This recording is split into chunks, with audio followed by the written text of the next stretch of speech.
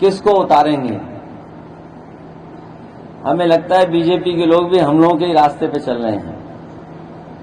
जो नारा वो लगाते थे कि हम लोग परिवारवादी हैं, जो हमें और आप पर आरोप लगाते थे कि हम लोग परिवारवादी हैं, लेकिन बीजेपी हम लोगों से और आगे निकल गई। अब वो रिश्तेदारवादी हो गए हैं वो लोग।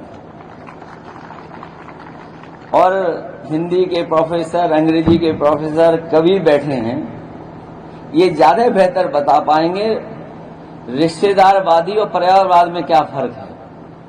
लेकिन करहेल की जनता जो समाजवादियों से अपना बहुत पुराना रिश्ता मानते हैं, ये रिश्ता बनाया हुआ नहीं है, ये बना हुआ रिश्ता है। इस बार जो परिणाम आएगा, जीत का भी ऐतिहासिक परिणाम होगा और हार का भी ऐतिहासिक परिणाम होने जा रहा है। पूरे उत्तर प्रदेश में जो उपचुनाव में परिणाम आएंगे, उसमें करहेल का सबसे बड़ा ऐतिहासिक परिणाम होगा। और मुझे पूरा भरोसा यहाँ के हर वर्ग के लोगों पर और खासकर पीडीए के परिवार के लोगों पर। हमारे पीडीए परिवार के लोग ये संकल्प लेंगे आज के दिन कि भारतीय जनता पार्टी का हार का भी रिकॉर्ड अगर कहीं बनेगा तो करहेल में बनेगा। हमारी पार्टी के यहाँ पर नेता हैं, यहाँ के प्रभारी और हमारे आजमगढ़ के पूर्व मंत्री आदरणीय चंद्रदेव राम पूर्व मंत्री जी, मंच पर उपस्थित पूर्व विधायक आदरणीय सोबरान यादव जी, विधायक अताउर रहमान साहब, विधायक ब्रजेश कठेरिया जी, एमएलसी मुकुल यादव, पार्टी के हमारे जिलाध्यक्ष आलोक साकी जी, सर्वेश साकी जी, अनिल यादव जी पूर्व विधायक राजू यादव जी,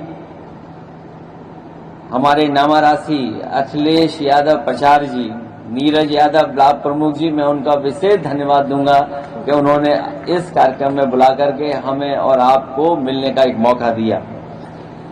चौधरी अब्दुल नईम साहब, राम नारायण बाथम जी, हमारे पार्टी के बहुत जिम्मेदार नेता और पार्टी के हमारे प्रत्याशी तेज प्रताप यादव जी से लेकर के बड़ी संख्या में यहाँ पर हमारी पार्टी के जो नेता बैठे हैं, जिनके मैं नाम नहीं ले पा रहा हूँ, सभी हमारे नेता, सांसद आदित्य यादव जी से लेकर के सभी वरिष्ठ पदाधिकारी, जिम्मेदार नेता और इस कार्यक्रम में उपस्थित सभी बुजुर्ग माताएं बहनें, नौजवान साथी और पत्रकार बंधुओं, मैं जहां बधाई दे रहा हूं, वहीं मैं यहां के लोगों से अपील भी करना चाहता हूं कि इस क्षेत्र में सबसे कम मैं आया हूंगा और नेताजी और आप सबका, जितने लोग बैठे हैं मंच पर, ये सब परिवार के लोग बैठे हैं, एक दूसरे से बहुत गहरे संबंध हैं। मैं बहुत कम आया, उसके बाद भी आप लोगों ने रिकॉर्ड मतों से जिताया, न केवल हमें जिताया बल्कि हमेशा जिताया। मैं चाहता था कि तेज प्रताप यादव जी भी सांसद बन जाएं और हम अपनी विधायकी न छोड़ें,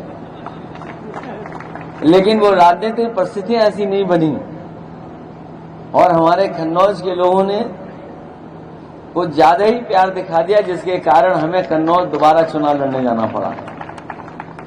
कन्नौज से मैं तेज प्रताप जी को लड़ाना चाहता था, लेकिन नहीं लड़ा पाया, तो मैंने अपने सभी वरिष्ठ नेताओं से समय समय पर जानकारी ली, समय समय पर पूछा, क्योंकि बहुत दिन से उनकी छुट्टी चल रही थी। इसलिए उनका अवकाश खत्म करने का काम हम लोग कर रहे हैं और मुझे पूरा भरोसा है कि यहाँ लोग उन्हें जिता करके भेजेंगे। करहेल विधानसभा बीजेपी के हिसाब किताब में भी जीत का नहीं है। वो जानते हैं कि करहेल से नहीं जीतेंगे, वो ये भी जानते थे कि अयोध्या से नहीं जीतेंगे। इसीलिए आपने देखा जहां 10 विधानसभाओं का चुनाव होना था, एक विधानसभा का चुनाव नहीं हो पा रहा है, 9 विधानसभाओं का चुनाव हो रहा है। और विधानसभा इसलिए नहीं करा रहे हैं वहां पर क्योंकि वो जानते हैं कि उनके इंटरनल सर्वे में बीजेपी बार बार हार रही है और आरएसएस से लेकर के उनके तमाम सहयोगी संगठन जो है, उन्होंने जो इंटरनल सर्वे कराया अपना, उसमें अभी भी वो जीत के करीब नहीं पहुंच पा रहे हैं। इसलिए दोबारा ना वहां से हार जाए अयोध्या से, इसलिए उन्होंने चुनाव टाल दिया है। और करहेल का भी इंटरनल सर्वे उन्होंने कर लिया है और उन्होंने कहा कि अब पीडीए ही परिवार रिकॉर्ड बनाएगा, इसीलिए उन्होंने हमारे ही रिश्तेदार को उतारा है।